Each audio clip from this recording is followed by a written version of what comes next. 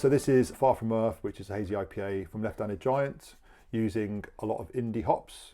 Yeah, I think this has got Strata CGX Chinook Audacia. It's also got Strata Hyper Boost in, so this has got Strata 3 different ways. Okay. And Chinook Audacia. I actually brewed this with them the other day. This is a collab brew. So we've actually got... Side from them. It's also got Heidelberg malt in it as well. Yes, Heidelberg malt. We're going to talk about in a little bit. So yeah, so Strata CGX is... Yeah, do you want to talk to us about T90s and how... Or CGX and how it's different to T90. So I think most homebrewers I think would know a T90. Yeah. That is... Yeah, so T90 is a standard industry pellet. So a CGX pellet is a concentrated, in its heart, is a concentrated T90. Yeah. Same as like a cryo pellet. They're like, same as like Lupamax, BBC. They're all variations on a theme. Yeah, so Lupamax is Bath Haas. Yeah. Cryo from Yakima Chifa is the one people will know, heard of. That's the first one that came out. So yeah, let me backtrack a minute. Yeah, T45 is like the OG concentrated pellet. Yeah. But that wasn't chilled at all. Okay. So the point in why cryo came out first and CGX is cryogenic, they're all done under cold temperatures, is one of the worst things you can do for any pellets is heat. Yeah. Sometimes when you get a pellet, and it often ends up being sometimes the German ones or sometimes like the old British ones as well, they're like bullets, you know, like the outside ones. You put them in even hot side and they just float around, bob around. And that's like the speed they've been run through, that they get hot, the line gets really hot, and the oils just hardens on the outside. Yeah, and I think for a hop that's going to be boiled for 60 minutes, that's not really a problem, is it? Like if you've got bullet pellets, it doesn't matter too much. But when you're putting hops in... Really cold. Yeah, late, like either in the whirlpool or in dry hop, if they're floating around on the surface for a while before they break up. Yeah, and because the more you start getting down, the more and more concentrated you're looking for oils particularly. And if you're running through a pellet line with really high oil, you want them to be cold. The cryo and the CGX lines, let's just talk about the CGX lines because it's much easier for me to talk. Yeah. The CGX lines are kept, I think it's like minus 62 degrees or some crazy temperature like that. And so at that temperature, you're not going to like essentially form these ridiculously hard bullet pellets going to run through. And the whole line's full of these liquid nitrogen, aren't they? And yeah. It's just full of... And that's where the coolness comes from, I think, like the actual liquid nitrogen. What will happen is the bales of hops will go through and then they're sent through like a vibrosifter. And the oils are basically like freeze. The vibrosifter is like a sieve that vibrates. Yeah. A bit like when you're getting flour out of a sieve, you've got to give it a bit of a... Otherwise it just sits there. Thanks, Johnny. This is a combination. That's what we right. love. And then that will be split from the vegetal matter of the hop and then split into two sections. And then basically you've got the oil frozen, if you will, and then dialed in with vegetal matter to be the right amount that you want for the pellet. So... whatever we need for... It's not actually the same every time for variety. It's not exactly split every time. That's done by sensory by the guys. It's pretty similar. But it's to dial in the oils to meet the COA on them. And then what you end up with is a concentrated lupulin pellet, basically. Yeah. But you will get essentially better bang for your buck, better yield and less wastage. And you end up with these incredibly potent, beautiful pellets. And a lot of brewers use them. It's partly for the yield at the end because you're going to get less vegetal matter, but you tend to get like another layer of flavour and aroma. Like for example, that's kind of one of the reasons we poured it when we're talking about CGX. This beer we're drinking now, we used Strata and Strata CGX. We could have used all CGX or all T90, but it's because you get just a few more layers. Yeah. It's harder to do maybe, I imagine, if you've got smaller kits. But so we sell both basically. Yeah, so like I think the advantages of CGX are twofold, aren't they? So you've got, and I guess more in a commercial situation, like bottom line is not everything, but it's a big factor. If you're not making enough money as a brewery, you're going to go bust. So using CGX pellets, you end up with basically less gunk in the bottom of the fermenter and that lovely kind of green sludge that you get once you've dry hopped. Those of you that made hop heavy beers and dry hopped with like 100, 200 plus grams of hops in like a 20 litre batch, you can end up with like litres and litres of green, lovely smelling sludge at the end that just goes in the bin. And what using a cryogenically enhanced sort of hop, sounds like some sort of superhero, but yeah, like a CGX hop CGX hop pellet is that you get the same effect, or almost like a boosted effect actually. So you're not just getting the efficiency, but you end up with, for that amount of hops that you've used, you tend to use half as much, don't you? So say you're gonna, That's roughly the amount. Yeah. So say you had a dry hop and you don't necessarily want to use 100% CGX, but we'll talk about that in a bit. But if you had say 100 grams of dry hop and you wanted to do that all the CGX, you would roughly halve it. So I know some people are like, oh, just bung it all in, just go hop crazy. But roughly, if you did 50 grams of a seed, so say you had 100 grams Strata dry hop and you went for 50 grams CGX Strata dry hop, you should see a similar sort of effect of dry hoppageness. That's definitely a word. And the beauty is though, is because you've only put 50 grams of Strata in, you've had the same effect, or actually a boosted effect, but also you've got more finished beer at the end of it because you've got less sludge. So although on a homebrew level, like, I don't think people necessarily, there is a, homebrewers generally, you get some homebrewers are like, right, I want to make a beer, you know, you'll be drinking a beer around someone's house, you're like, I made that for, but people would say, oh, that, you know, that's 20p a pint or something like that. Yeah, I made that for 20p a pint. Lots of people make hop forward beers. You can make hop forward beers a lot cheaper at home. Obviously, people that love homebrewing buy, I still buy loads of beer as well as homebrewing beer. So like the cost of making the beer isn't necessarily at the forefront of people's minds when they're making a, you know, a NEPA and spending like 10, 20 quid on, you know, on hops to put in this amazing beer. But once you've done that, if you get a boosted hop character at the same time as getting another litre, 2 litres of beer out the end of the process, then it's like a win-win situation.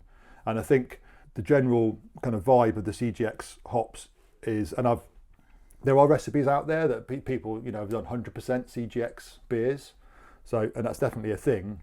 But, and I know different companies disagree. So different cryogenic producing companies will disagree on the proportion of CGX versus T90s, won't they? But the general theme is a beer will be better with a mix of T90s. Ideally have a little bit of mix. You tend to find that some vegetal matter has there's a little bit of nuance, there's a little bit of like, it feels too flat. Yeah. If it's just everything, it's a little bit too one-dimensional. It's like even the next step on that is if you only use liquid products. Yeah. It's like CGX is somewhere in between. It's a little bit like if you got like bass, middle, treble, if you take the middle out, it's not quite as, it wouldn't be as harsh as that. Great analogy. But I think you want like that middle, or maybe even bass. I don't know what the analogy would be for T90, but yeah, like there's a little bit of the EQ that's not quite right and you're missing a little bit. So adding the T90 in. So typically for 100 gram dry hop, you might do say 50 grams of the T90 and then take the other 50 grams, halve it. That's one of the reasons why. So our standard hop package sizes are 100 grams and 250 grams for T90s.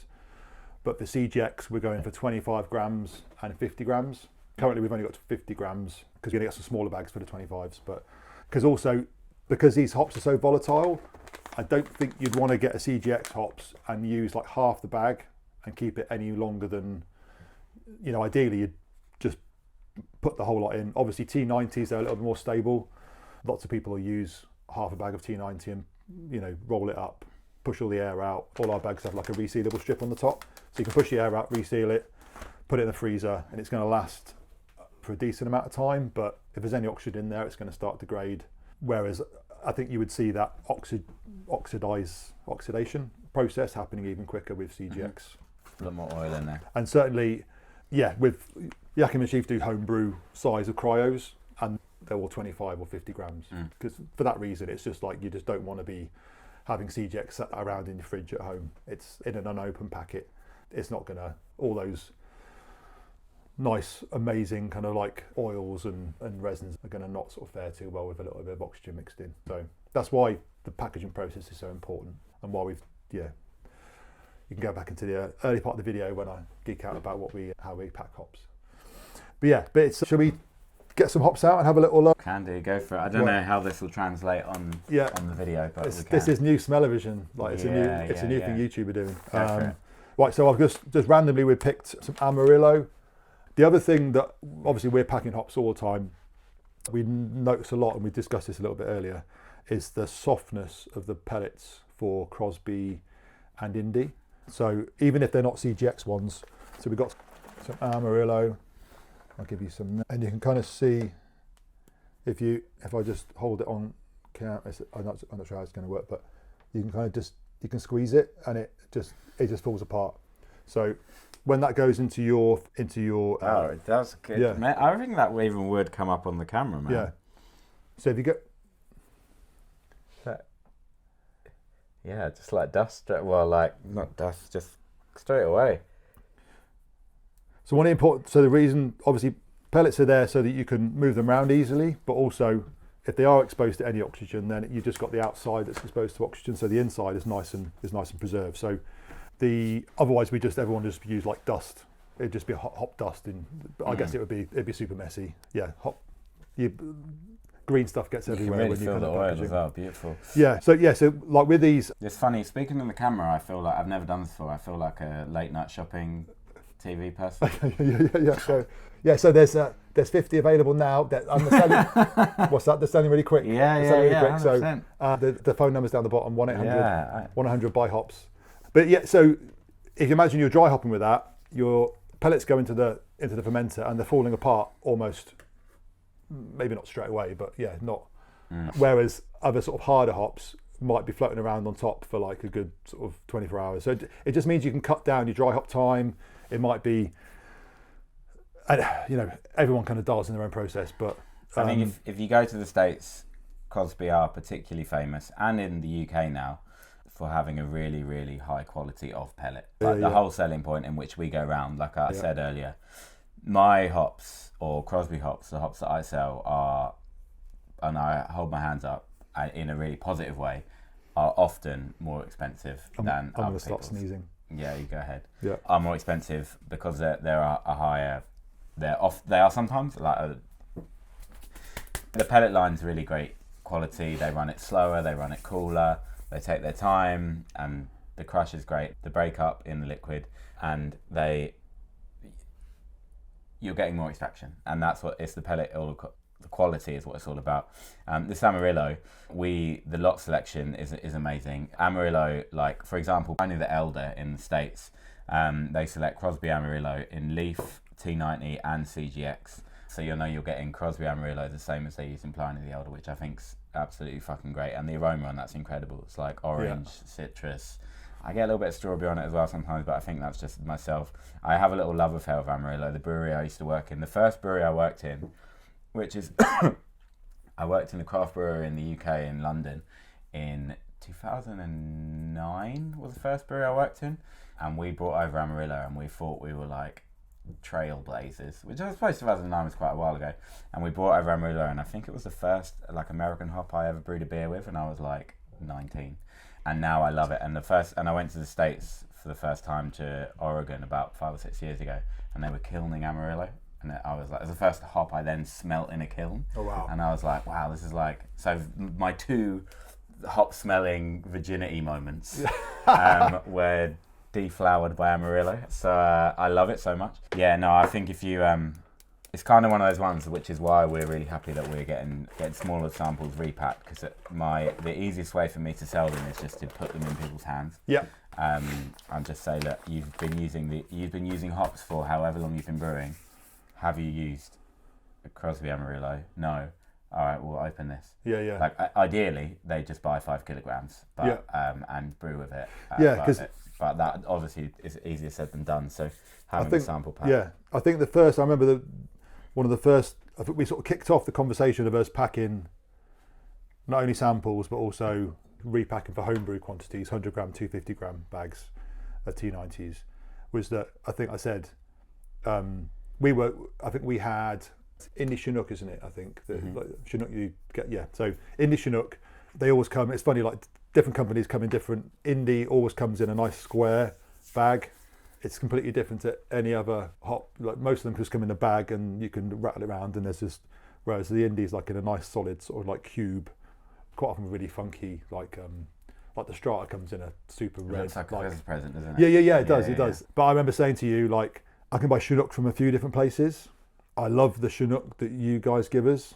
It's just got an extra zing. So we select Chinook-wise, we select a particular lot of Chinook, which is right next we get the same field of Chinook every year Oh, really? We go out and select our lots. So some of us from the team, and we normally take a couple of brewers. Yeah. So like this year. Or home brewery pack. No, yeah, No. Sorry, man. So like a couple of our staff will go over, and then we had Jay from Cloudwater and George from Blunt Rock went over this year. So we'll just take 2 brewers and then our team. I saw George's videos. Yeah. And then like last year it was someone from Wicklow Wolf, and so which is like a big craft brewer in Ireland. Loughran is an Irish and UK company, and someone else. So it will always be like two craft brewers, and then the team, and then they'll select the hops that Loughran choose, or we'll just say, can we have the same lot that said US craft brewer that uses that? But then there's a few lots that we're like, we know that's the field that is the one, or we tend to select the same one blind every year. But there's one lot of Indie Chinook that has this. It's right on the river, in what they call the alluvial field, which I love that they say it like that. But it's really sandy soil. Basically. What's alluvial? Alluvial. It's basically right next to a river. Okay. And the soil's really sandy. Okay. Is the basically what it means. Yeah. But it has a taproot that touches water like all the time. Okay. So you hardly even need to water it, or like you basically don't. And the aroma on it is like more so than any others. I think you've only got to smell it, and it's just like because they don't order it. Like I have a brewer in London, like quite a big craft brewer that I order it, and they don't order it. They don't order Chinook. They order Oregon Chinook because they've smelt Chinook their whole life, but they might have been getting it from other states or other places. Yeah. But they've smelt this Oregon Chinook, which is the lot that we're bringing over every year from right by this river. From in the Willamette Valley, and they're like, we want this Chinook, like they're selecting this particular one, which I think is what it's all about, is like finding the right one. But yeah, we bring over the same lot every year from Indie by choice. And so that's all your Chinooks Oregon grown next to this river. Yeah. I mean, it's kind of like, for me, so going back, so I said to you, Chinook's amazing, I love the hops, but if I can't say to customers, this is special Chinook, i.e. Indie Chinook, I'm paying more for it from you guys than I would elsewhere, I can't sing about how amazing it is. I mean, I can say it's amazing, but if I say to you and go like, this pellet smells amazing, you'd be like, right, I can't smell it, I can see it, it's like nice and crumbly. But whereas if it's branded, it's like it's an indie pellet, but it's it's amazing. And I think that was the first kind of like steps that we took forward to be like, okay, maybe kind of selling branded Indie Chinook will be like a win-win for everyone, because you can, rather than just sort of taking potluck and buying Chinook from somewhere, you're getting like, exactly where it's, and it's I haven't heard that story before. That's awesome. I need to go to this river sometime. Yeah. Maybe when we're selling treat yourself to a holiday. Hundreds of maybe. Crosby pellets are quite soft. The Indie pellets are even softer. Okay. You almost don't need to squeeze them; they just fall apart. So as I was saying before, all our Crosby and Indie hops, they've all got like the Indie hops or Crosby hops logo and the Loughran Brewers Select logo. So yeah, they'll come in our branded bags. This beer is amazing, by the way. It's good stuff. Yeah. Yeah, really nice. Yeah, that probably only got packed about a week or two ago. Right, so let me grab. So this is an Indie Strata pellet.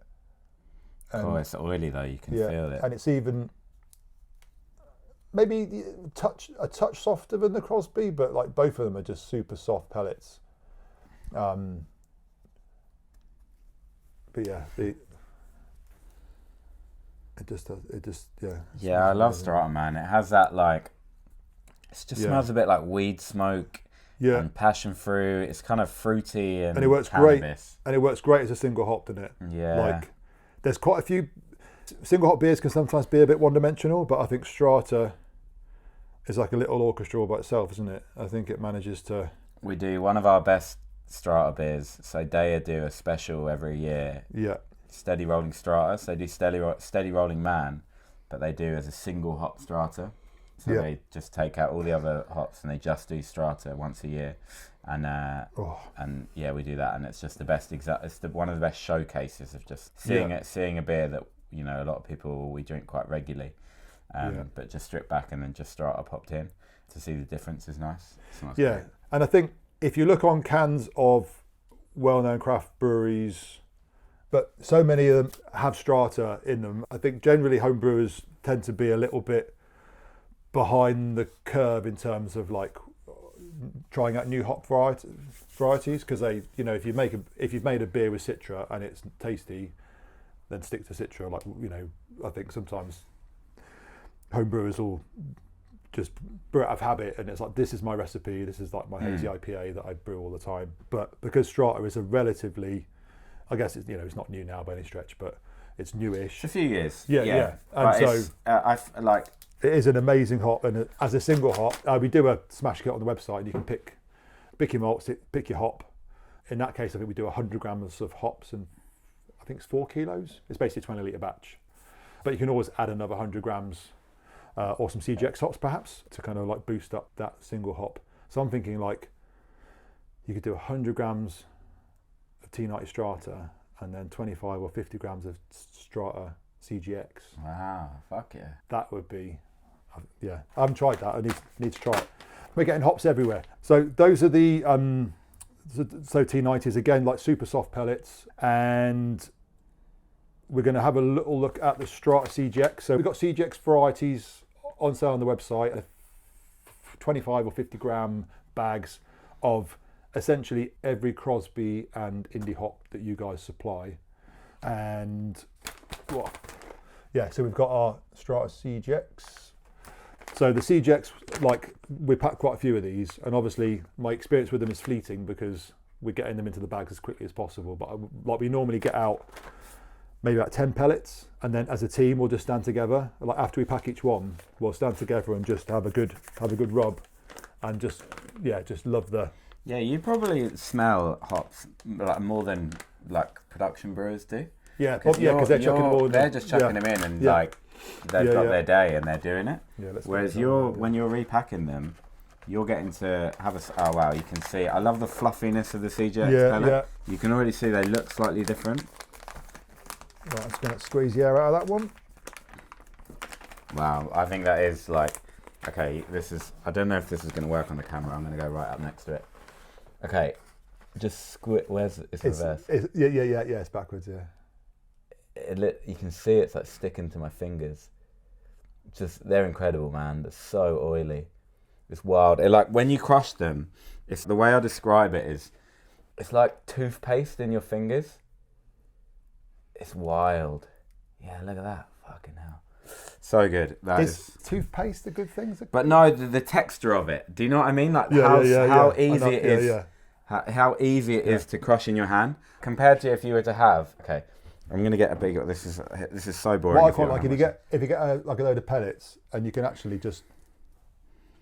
You can reform it. Hang on. Yeah, that's a good example of how oily it is. I'm just gonna. I should be able to. Yeah. Oh, not quite, but you can reform it almost. Yeah, it don't work, does it? You can do that with the Columbus CGX. That's like even more resinous. But it is, yeah. Wild. Anyway, that probably won't come out on camera, but these are the squishiest pellets in the whole world. Yeah, no, there you go. Look. See. There we go. Yeah. So I've just squished. That's about 4 or 5 pellets worth. And it's just, it's so resinous, it just sticks back together again. It's like Play-Doh. Yeah, they're crazy, aren't they? Yeah. The aroma is incredible. So the only place you can get Strata CGX as a commercial brewer would be Loughran in the UK. And the only place you can get homebrew quantities is for you. Is these guys.